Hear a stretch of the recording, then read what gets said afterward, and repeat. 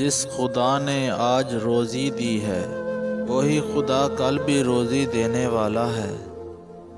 کون و مکان کی ایک ایک چیز سوچنے والوں کے لیے اللہ تعالیٰ کی توحید بیان کرتی ہے۔ دنیا ایک امتحان ہے۔ عقل مند آدمی وہی ہے جو اس امتحان گاہ میں محنت کر کے کامیابی حاصل کر لے۔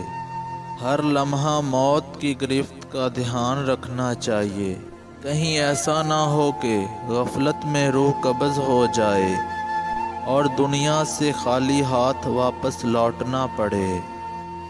گمراہ اور خواہشات کی پیروی کرنے والوں کے ساتھ صحبت رکھنے میں بہت بڑا نقصان ہے، ان سے بچو۔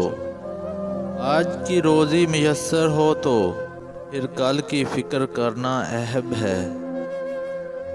افضل ترین وہ رونا ہے جو ایسے اوقات کے ضائع ہو جانے پر رویا جائے جس میں کسی قسم کی نیکی نہ کی گئی ہو۔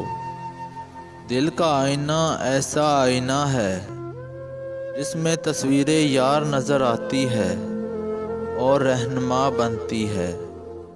عقل مند آدمی وہ ہے جو عزت نفس کا خیال کر کے عزت وقار میں اضافہ کرنے والے مال کا پابند بنے، اور بیوقوف وہ آدمی ہے جو اپنے ہاتھوں اپنی ہی ذات کو رسوائی میں مبتلا کر دے۔